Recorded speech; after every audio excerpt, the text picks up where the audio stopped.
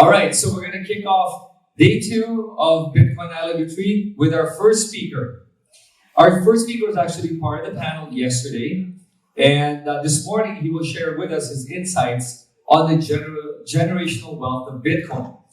Louis Liu is the founder, CEO, and CIO of Mimesis Capital, a multi-strategy family fund with focus on generational wealth transfer. Ladies and gentlemen, let's welcome Louis Liu.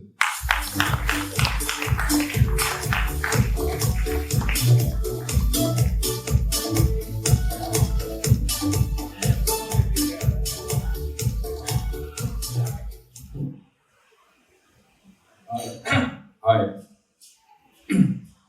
So that was an awesome film, which I made with a couple with MicroStrategy, Bitcoin Magazine, Swan, during the 2021. So it's like 2 years ago already. You guys can search on YouTube. This could be the most watched video in the Bitcoin community worldwide. So let's talk about the reason I made this film as like advertisement for Bitcoin.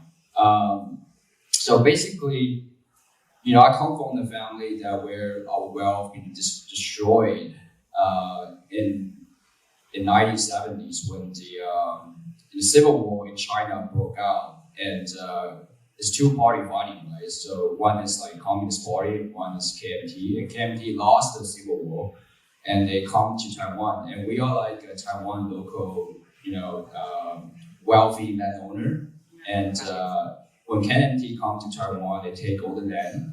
They promise us with this kind of like a government bond, which went worthless after years.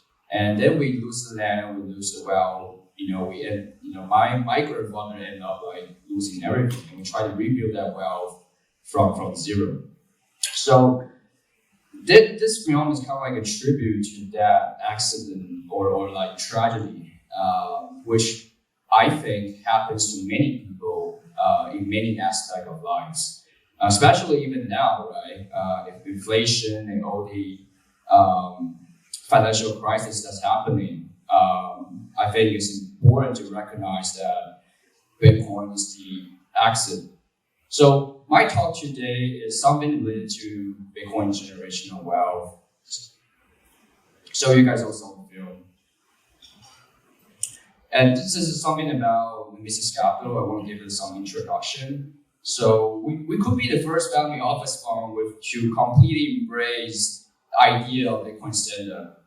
And we want to leverage that idea and believing that Bitcoin is the ultimate store value for transferring wealth across generation. Our strategy is quite simple, right? We save in Bitcoin in the multi-sig, the key we can control, like every one of you do it right now, and investing in Bitcoin-focused startup, which we have the capital and ability to support the Bitcoin companies and build infrastructure for everybody who needs the access to Bitcoin network. The portfolio companies included on-chain capital, Swan Bitcoin, Satoshi Energy, the Bitcoin company, Umbro, and more. So I'm very early on investing in those companies, which turned out to be a very huge success for the fund. So let me bring back to modern era, the presence. So the year is 2023, and welcome to the age of AI. But we also have something that's happening, right? We have the banking crisis that is happening right now in the US, and might spread to the globe. So this is a chancellor on the brink of third bailout for banks. The second time that happens that's when Satoshi create Bitcoin, and the first block is actually chancellor on the brink of second bailout for banks. So I believe this is the third time. And Satoshi Nakamoto once said, the real problem with conventional currency is all the trust that's required to make it work. The central bank must be trusted not to debase the currency, but the history of fiat currencies is full of breach of that trust. Banks must be trusted to hold our money and transfer it electronically. But they lend it out in waves of credit bubbles with very a fraction in reserve. We have to trust them with our privacy, trust them not to let identity theft drain our accounts. And that's literally what happened right now, right? We don't have the reserve in the bank, and we have fractional reserve, and the money is running out, and the money printed over. So Satoshi Nakamoto, this quote is very useful. It's kind of predicting, what's going to happen to the banking system. So this is what happened in the past couple of months. We have Silvergate shut down. We have, Silicon Valley Bank closed by regulator. It got bankrupt, right? And the First Republic kind of like hanging there. Signature Bank, get shut down, and Credit Suisse get bought out by the UBS because there's issue, right? Go bankrupt. So there's a lot of banking crisis happening over a couple of weeks. It kind of like escalated the whole situation. So this is a chart about all the banks that fell right now. I mean, there must be more, but I just included the one that's well known, right? It's SVB Bank, Silvergate, Signature Bank, and Credit Suisse. And this is the reason why those banks are going up, because there's massive printing during COVID-19, right? The balance sheet actually go up 4.2 trillion into a total amount of 8.6 trillion. This is a big number. So we print a lot of money in the US. And that kind of causes trouble, because when the money flows into the system, you have to deposit to the bank, and bank, lend it out to, they buy treasury, lend it out to business. So the money eventually injected into the system, but it went back to the banking system as well. And also the Fed fund rate actually trend to zero during the COVID time, right? We have basically zero interest rate in the COVID time.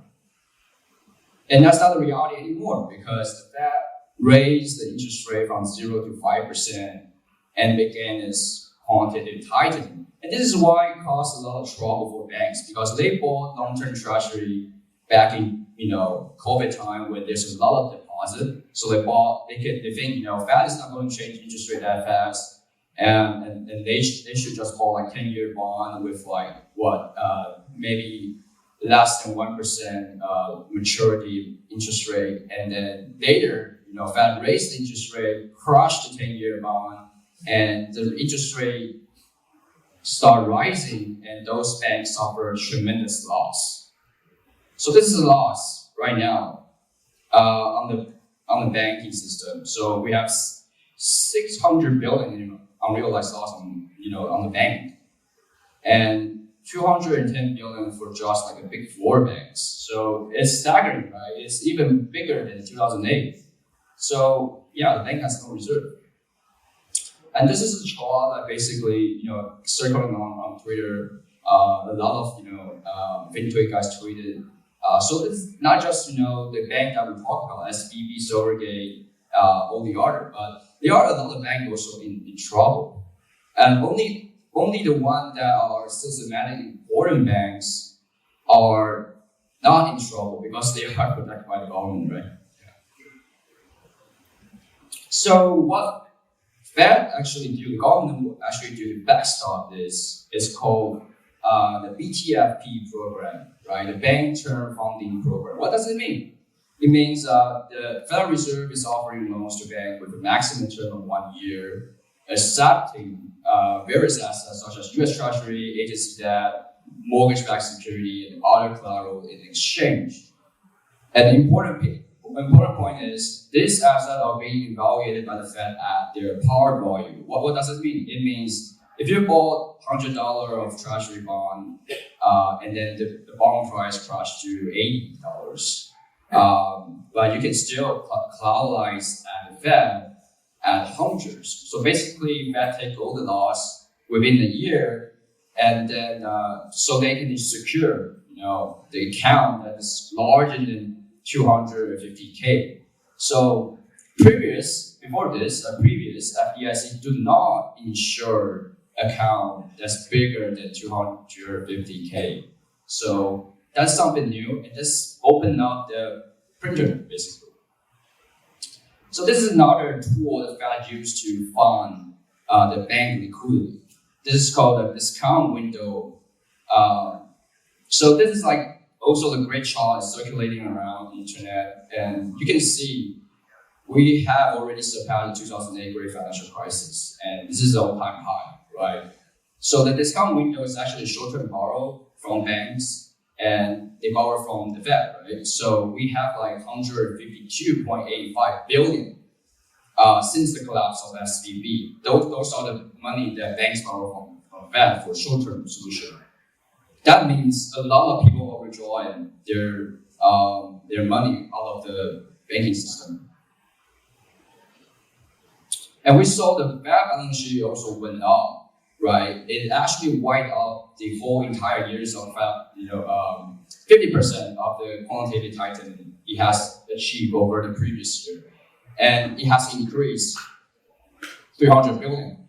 It might be more right now. We can check, but the number is keep rising because the banking crisis is not over. So what will happen next? Just you guys saw in the video of Bitcoin generational wealth. There will be massive wealth destruction. There will be massive printing, and there will be the massive centralization as well. So we will see a greater centralization in the banking system. We will lead to the big banks to handle all the deposit, right?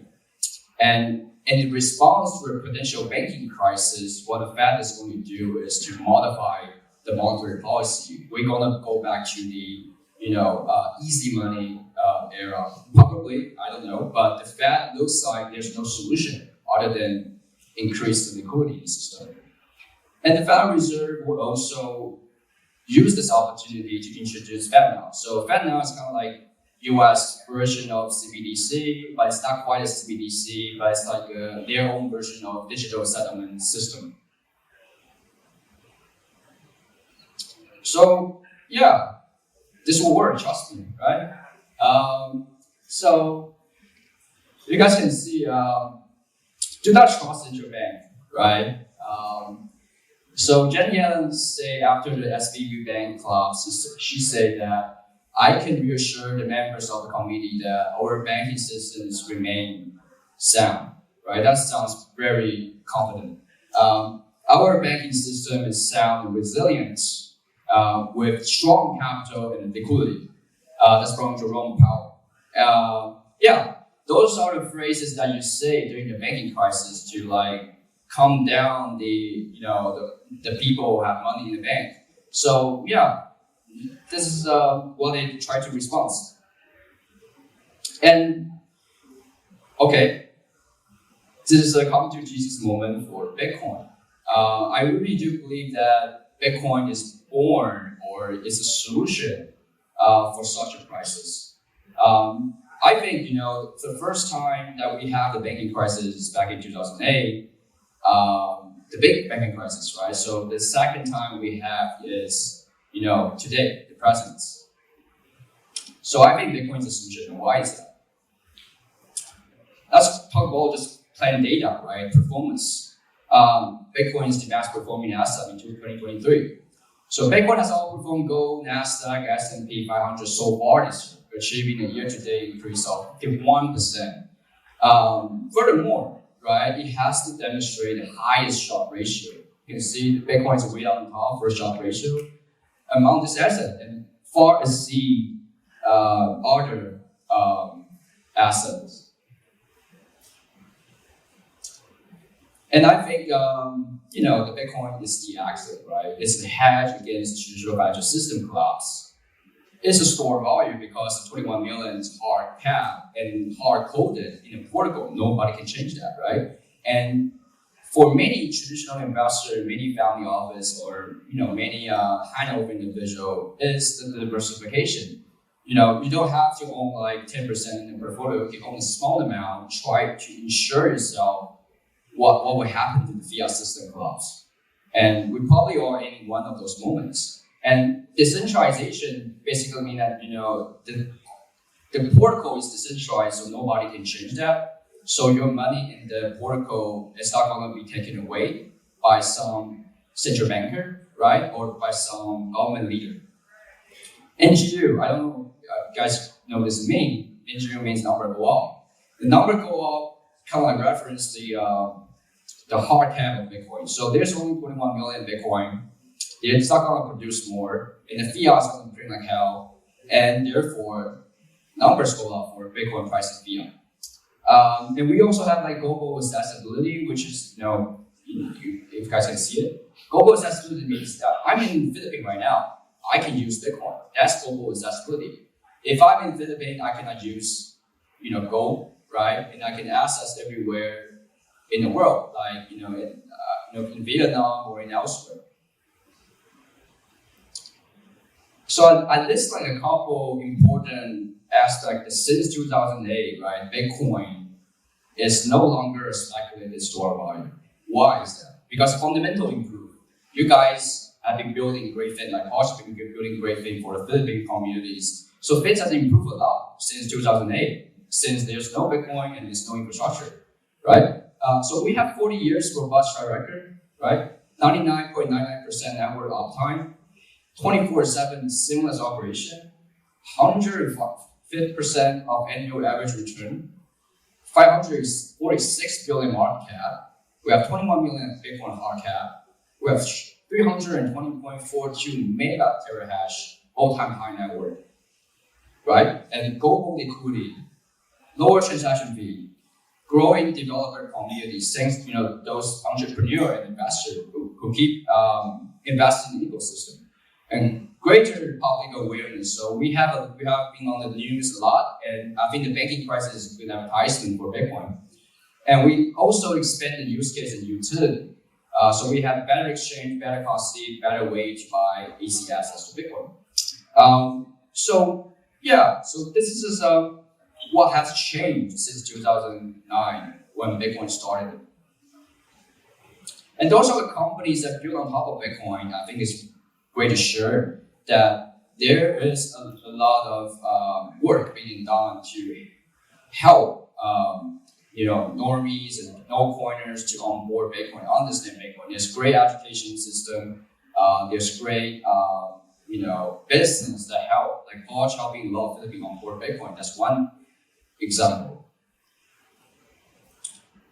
So my conclusion is just go buy Bitcoin, guys. It's important. All right. My talk's been there.